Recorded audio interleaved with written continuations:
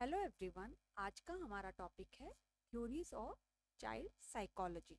तो बहुत important topic है। लॉन्ग नोट में कई बार पूछा जाता है, वाइवा क्वेश्चंस इसमें से बहुत सारे बनते हैं और शॉर्ट नोट में भी कई बार इसमें से क्वेश्चंस आते हैं। तो चलिए स्टार्ट करते हैं। चाइल्ड साइकोलॉजी में क्या क्या थ्योरीज आती हैं, तो उनसे पहले हम लोग कुछ टर्म्स देख लेते हैं। साइकोलॉजी को हम कैसे डिफाइन करेंगे? It is the science dealing with human nature, function and phenomenon of his soul. तो ये वो साइंस होती है जो ह्यूमन नेचर से डील करती है, फंक्शन से डील करती है और उसके सोल के फिनोमिनन से डील करती है। देन अगर हम चाइल्ड साइकोलॉजी को डिफाइन करें तो it is the science that deals with the mental power और interaction between the conscious and subconscious element in the child. तो ये कॉन्शियस और सबकॉन्शियस एलिमेंट जो रहता है या माइंड जो रहता है चाइल्ड का, उससे डील करती है, या फिर मेंटल मैन पावर से डील करती है, मेंटल पावर से डील करती है। तो ये चाइल्ड साइकोलॉजी रहती है। कॉन्शियस और सबकॉन्शियस टर्म को हम अगली स्लाइड में डिटेल में देखते हैं। इसी के अंडर है इमोशन को हम कैसे डिफाइन कर सकते हैं? It is an effective state of consciousness in which joy, sorrow, fear, hate और the likes are expressed। मतलब एक कॉन्शियस लेवल होता है माइंड का, जिसमें हम सॉरो, जॉय, फियर, हेट और लाइक्स इनको डिस्क्राइब करते हैं। देन आता है बिहेवियर। इसे हम कैसे डिफाइन करेंगे? It is any change observe in the functioning of the organism. जो ऑर्गेनिज्म का फंक्शन है, अगर हमें उसमें कोई भी चेंज दिखता है तो वो बिहेवियर कहलाता है। तो बिहेवियर मैनेजमेंट क्या कैसे डिफाइन किया जाएगा? The means by which the dental health team effectively or efficiently perform the treatment for a child and simultaneously instills a positive dental attitude in the child। मतलब वो अपना ट्रीटमेंट भी अच्छे से परफॉर्म करेंगे, प्लस उसके साथ में एक पॉजिटिव एटीट्यूड भी उसमें इंस्टिल करेंगे। ठीक है, ये बिहेवियर मैनेजमेंट है। तो बिहेवियर मैनेजमेंट को हम डिटेल में अलग से वीडियो में पढ़ेंगे। फिलहाल आप इन टर्म्स को देख लीजिए। नेक्स्ट आते हैं हम चाइल्ड साइकोलॉजी की इम्पोर्टेंस क्या है। ठीक है, चाइल्ड साइकोलॉजी हमें क्या चीज़ बताती है? तो सबसे पहला, to teach the parent and child the importance of primary and preventive care. तो ये पेरेंट्स को और चाइल्ड को प्राइमरी और प्रिवेंटिव केयर की इम्पोर्टेंस बताती है, प्लस कॉन्फिडेंस गेन करती है चाइल्ड का और पेरेंट का। देन जो सर्विसेज रहती हैं वो मीनिंगफुल और इफेक्टिव मैनर के अंदर डिलीवर की जाती है। प्रॉब्लम को जाना जाता है साइकोलॉजिकल ओरिजिन के थ्रू, प्रॉब्लम अराइज कहाँ से हुई है, प्लस कम्युनिकेशन को एस्टैब्लिश किया जाता है चाइल्ड और पेरेंट के साथ में।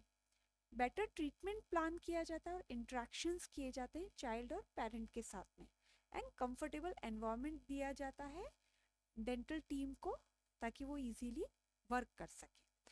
तो ये है चाइल्ड साइकोलॉजी के importance. Then theories of child psychology क्या है? बहुत इंपॉर्टेंट है। इसमें से लॉन्ग नोट का पार्ट हो सकता है, ये शॉर्ट नोट का पार्ट हो सकता है, वाइवा का स्टार क्वेश्चन है।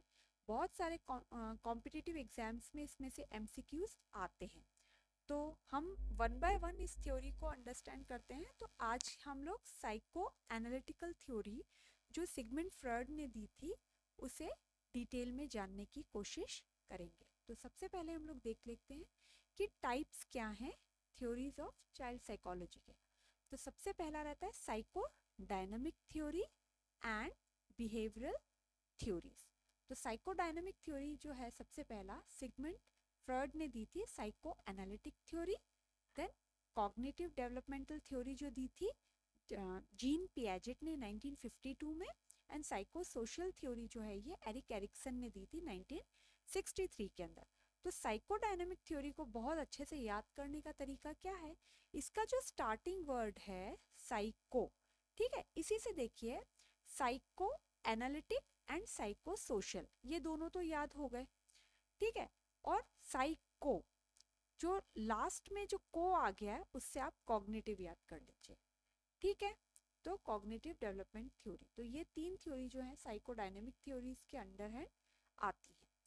अब अगला टाइप जो रहता है वो बिहेवियरल थ्योरी रहता है। इसमें क्या रहता है, बिहेवियर से रिलेटेड थ्योरीज दी गई हैं।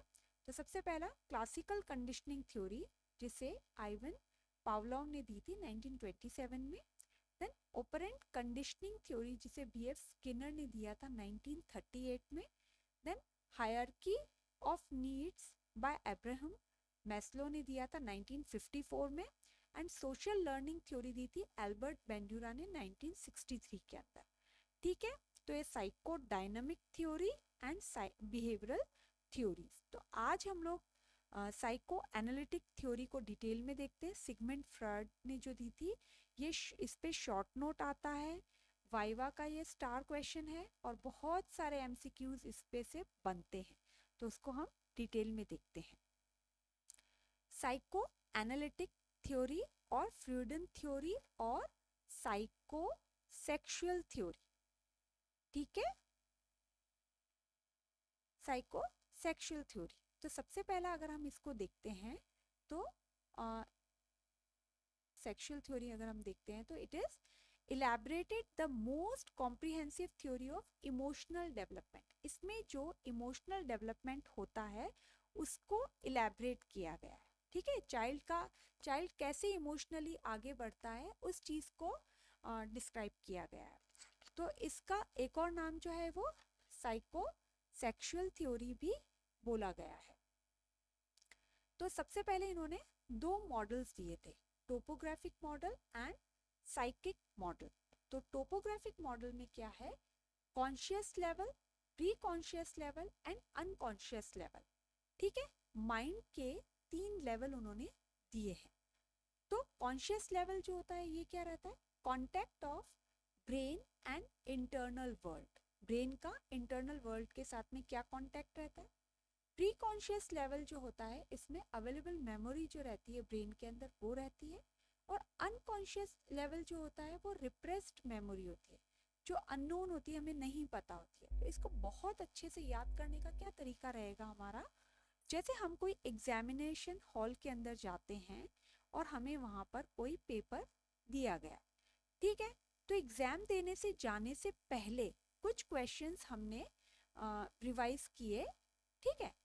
और कुछ क्वेश्चंस जो थे वो हमने एग्जाम में हॉल में एंटर करने से पहले देखे, और कुछ क्वेश्चंस जो थे हमने एग्जाम से पहले पढ़े हैं, एंड कुछ क्वेश्चंस ऐसे हैं जो हमको नहीं आते। तो 3 तरीके के क्वेश्चन हो गए। एक तो जो हम एग्जाम हॉल में जाने से पहले हमने देख लिया, एक हमने उसको यस्टरडे एक दिन पहले देखा उन क्वेश्चंस को, और एक हमको पता ही नहीं है कि क्या क्वेश्चन है। तो हम लोगों ने क्या किया, जैसे ही हमारे पास एग्जाम हॉल में हम बैठे और हमारे पास जो क्वेश्चन पेपर आया उसमें से अगर वही क्वेश्चन है जो हमने अभी जस्ट देखे, ठीक है, तो वो हमारे कॉन्शियस माइंड के क्वेश्चंस हो गए, ठीक है। अभी हमने देखा और हमने उसको जाके लिख दिया, ठीक है। जैसे अभी आप क्लास अटेंड कर रहे हैं तो अभी आप इसमें अटेंटिव हैं, तो वो हो गया हमारा कॉन्शियस लेवल, जो ब्रेन और इंटरनल वर्ल्ड से रिलेटेड रहता है। प्री कॉन्शियस लेवल में वो कौन से क्वेश्चन आए जो हमने कल पढ़े थे, उसको हमको याद करके लिखना पड़ रहा है, ठीक है, कि कल हमने पढ़ा था, अरे हाँ यार इसका आंसर ये है। तो एक प्री कॉन्शियस लेवल में जो माइंड में हमारे, तो जो ब्रेन के अंदर जो मेमोरी हमारी अवेलेबल है ये वो प्री कॉन्शियस लेवल हो गया। और अनकॉन्शियस लेवल कौन सा हो गया, जो हमें क्वेश्चंस पता ही नहीं है कि भाई ये ऐसे भी हो सकते हैं या हमें नहीं पता, तो वो इसको हम ऐसे याद रख सकते हैं टोपोग्राफिक मॉडल में, conscious level, pre conscious and unconscious level, ठीक है। देन आते हैं अब हम साइकिक मॉडल। साइकिक मॉडल जो है ये बहुत इंपॉर्टेंट वाइवा क्वेश्चन है और शॉर्ट नोट इसमें आता है। इसे साइकिक ट्रायड भी बोला जाता है, ठीक है, इसे साइकिक ट्रायड भी बोला जाता है। तो इसके अंदर आता है id, ego and super ego, ठीक है। तो इड और सुपर ईगो के बीच में आता है ईगो, ठीक है। तो इसको हम और डिटेल में देखते हैं क्योंकि ये वाइवा में पूछा जा सकता है। तो इसे हम साइकिक ट्रायड भी बोलते हैं। तो देखिए सबसे पहला हो गया हमारा इड, जो कि 0 to 2 years ऑफ एज तक में रहता है। ठीक है, तो इसका बहुत इंपॉर्टेंट क्या रहेगा कि ये अनकॉन्शियस लेवल ऑफ माइंड में रहता है। ठीक है, जो हमें नहीं पता और हमारे दिमाग में वो चीज़ फिट सी रहती है, बर्थ के साथ ये रहती है, इंस्टिक्टिव नेचर का होता है और कोई लॉ ये ओबे नहीं करता। ठीक है, it is govern by the pleasure principle, strive for immediate pleasure and gratification, and delay in gratification leads to emergence of ego. तो इसका क्या कहा जा सकता है, ये किस पे वर्क करता है, प्लेजर प्रिंसिपल। ठीक है, मतलब कि हमें जो भी, जैसे सपोज इसको हम ऐसे एग्जाम्पल से याद कर सकते हैं कि अगर कोई चाइल्ड है और उसे टॉफी खानी है, ठीक है, तो उसको एक दिमाग में है कि हाँ मेरे को टॉफी लेनी है। अब वो चाहे कितनी भी टॉफीज वो ले सकता है, उसको उस पर कोई वो नहीं है, टॉफी ले ली तो उससे मतलब अच्छा लगा तो उसको खाना है बस। तो ये प्लेजर प्रिंसिपल पे उसके क्या प्रॉब्लम्स हो सकते हैं, क्या साइड इफेक्ट्स हो सकते हैं, वो उसको नहीं पता। उसको सिर्फ एट प्रेजेंट कंडीशन में वो डेयरी मिल्क है, उसको वो खाना है। उसके साइड इफेक्ट्स, उसकी प्रॉब्लम्स, कोई कैविटी अगर होगी, उसको उससे कोई लेना देना नहीं है। ठीक है, अगर वो प्लेजर प्रिंसिपल, अगर हमने सपोज कीजिए वो चॉकलेट्स अगर उसे नहीं दी, तो वो डिले अगर हुआ उस ग्रेटिफिकेशन के अंदर, तो ईगो का इमरजेंस होता है। मतलब इट और सुपर ईगो के बीच में ईगो रहता है। ठीक है, अब इनमें कोई रूल्स और रेगुलेशन नहीं है। ठीक है, प्लेजर, बस उसको अच्छा लग रहा है इसलिए उसको खाना है। हम इट के जस्ट बाद में सुपर ईगो को देख लेते हैं। ठीक है, तो सुपर ईगो में क्या रहता है कि it is last to develop, ये डेवलप तो लास्ट होता है, लेकिन it is determined by regulation imposed on child by parents, society and culture। ठीक है, ये एक मोरल के ऊपर डिपेंड करता है, मतलब मोरालिटी प्रिंसिपल के ऊपर होता है। ठीक है, तो इसमें क्या रहता है, जो भी रूल्स एंड रेगुलेशन बताए हैं पेरेंट्स ने, सोसाइटी ने, कल्चर ने, कि ज़्यादा टॉफीज खाने से आपके दांत डैमेज हो सकते हैं तो आपको नहीं खाना। ठीक है, तो ये चीज़ आपको नहीं नहीं लेनी है। तो एक strict rules and regulation follow किया जाता है सुपर ईगो के अंदर, जो more than 5 years of age के बीच में रहता है, और ये मोरालिटी प्रिंसिपल पे वर्क करता है। ठीक है, मोरालिटी प्रिंसिपल पे ये वर्क करता है और ये स्ट्रिक्ट रूल्स एंड रेगुलेशन को फॉलो करता है। It is an internalised vision of society norms and behavioural standards that produce the feeling of shame and guilt. तो ये किस नेचर को डेवलप करवा देता है, शेम और गिल्ट। मतलब अगर उसने वो टॉफी एक्स्ट्रा खाई तो उसे एक टाइम में मन में शेम और गिल्ट रहेगा कि हाँ ये चीज़ हमने गलत ली थी। तो ये सुपर ईगो जो more than 5 years of age पे रहता है, तो शेम एंड गिल्ट की फीलिंग इसमें रहती है। अब हमने जब सुपर ईगो को देखा तो उसके बाद उससे बीच में आता है इड और सुपर ईगो के बीच में ईगो। तो ये जो चीज डेवलप होती है 2 to 4 years ऑफ एज तक में रहती है। ये जो ego, it is govern by the reality principle. ठीक है, बहुत इंपॉर्टेंट है। To achieve gratification in socially accepted ways and decision making component. अब इसको पता है कि टॉफी जो हम डेयरी मिल्क खाना चाह रहे हैं वो ठीक नहीं है, बट उसको चाहिए। कहीं ना कहीं मन में ये तो है कि हाँ यार कि मुझे टॉफी खानी है, बट वो उसका रास्ता निकालेगा कि हाँ ठीक है टॉफी खानी है पर अभी नहीं, थोड़ी देर बाद खा सकते हैं, या एक हम एक मतलब जितना ज़्यादा नहीं खा के कुछ हम खा सकते हैं, तो कुछ खाने से ज़्यादा प्रॉब्लम हमें नहीं होगी। तो ये ईगो वाले साइकिक ट्रायड में ईगो वाले पार्ट में रहता है, और ये किससे कंसर्न रहता है, मेमोरी एंड जजमेंट पे ये बेस होता है। ठीक है, उसे ये पता है कि हाँ टॉफी खाना ठीक नहीं है, बट जजमेंट क्या है, कम तो हम खा सकते हैं। तो मतलब कहीं ना कहीं इड मन में रहता है, प्लेजर प्रिंसिपल तो चाहिए बट रियलिटी को देखते हुए हम उसको कम लेते हैं, सोशली एक्सेप्टेड वेज में हम उसको खाते हैं। बट सुपर ईगो क्या कहता है कि नहीं, हमें बिल्कुल नहीं खाना है, और ज़्यादा अगर हमने खा ली है तो हमें शेम और गिल्ट का फीलिंग आ सकता है। तो इट जो होता है वो प्लेजर प्रिंसिपल पे वर्क करता है, ईगो जो होता है वो रियलिटी प्रिंसिपल पे वर्क करता है, और सुपर ईगो जो होता है वो मोरालिटी प्रिंसिपल पे वर्क करता है। तो ये बहुत इंपॉर्टेंट है, ये पूछा जा सकता है वाइवा के अंदर कि कौन सी चीज़ किस पे रहती है। तो इट जो होता है वो ईगो को डेवलप कराता है, और ईगो से सुपर ईगो डेवलप होता है 0 to 2, 2 to 4 and more than 5 years of age के अंदर। तो इट जो है, इन इसमें सब चीज़ें लाइट वे में ली जाती है। सुपर ईगो में एकदम strict rules and regulations follow किए जाते हैं, और ईगो जो होता है वो सोशली एक्सेप्टेड वे में थोड़ा सा रहता है कि हाँ ठीक है, हो जाएगा, चल जाएगा, ऐसा वाला काम ईगो में रहता है। तो आई होप आपको साइकिक ट्रायड में अब कभी भी कंफ्यूजन नहीं रहेगा, क्योंकि ये शॉर्ट नोट में पूछा जाता है। देन सिगमंड फ्रॉइड ने स्टेजेस भी दी थी, ठीक है। तो स्टेजेस ऑफ साइकोसेक्सुअल डेवलपमेंट क्या थी? तो सबसे पहला जो 5 स्टेज थी, सबसे पहला है ओरल स्टेज, जो कि 0 to 1 year ऑफ एज तक में आती है। तो यहाँ पे जो इरोजिनस जोन रहता है वो ओरल रीजन रहता है, ठीक है। मतलब सेटिस्फेक्शन और प्लेजर के लिए जो रहता है वो ओरल रीजन। मतलब आपने देखा होगा कोई भी छोटा बच्चा है वो अपने माउथ में कोई भी चीज़ लेता है, लिप्स पे टच करता है, देन टंग, मतलब उसको मुंह के अंदर अपनी वो कुछ भी चीज़ है वो लेना है, तो वो उस चीज़ को सेटिस्फेक्शन और प्लेजर मिलता है, ठीक है। तो इसके अंदर क्या रहता है, adequate and regular feeding is prime importance for the infant. कोई भी इन्फेंट है उसको फीडिंग जो है वो उसके लिए प्राइम इम्पोर्टेंस रहती है। बट यहाँ बैलेंस टू मच और टू लिटिल में बैलेंस बनाकर चलना पड़ता है, ठीक है।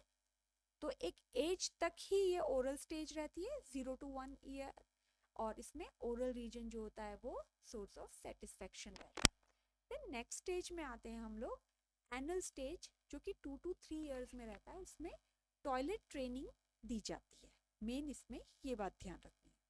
इस स्टेज में क्या रहता है, this stage is the child's acquisition of voluntary and bowel and bladder control. इसमें टॉयलेट ट्रेनिंग दी जाती है उनको, जो भी चाइल्ड रहता है।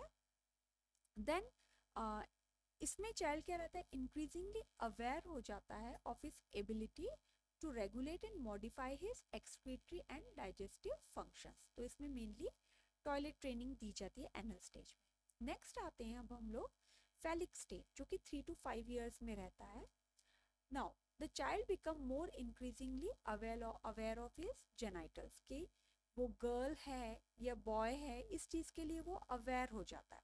तो इसमें बहुत इंपॉर्टेंट 2 टर्म रहती है, इडिपस कॉम्प्लेक्स और इलेक्ट्रा कॉम्प्लेक्स, ठीक है। इडिपस कॉम्प्लेक्स क्या होता है, attraction of male child to mother. आपने कभी भी देखा होगा कि जो लड़का होता है वो अपनी मदर से ज़्यादा क्लोज रहता है।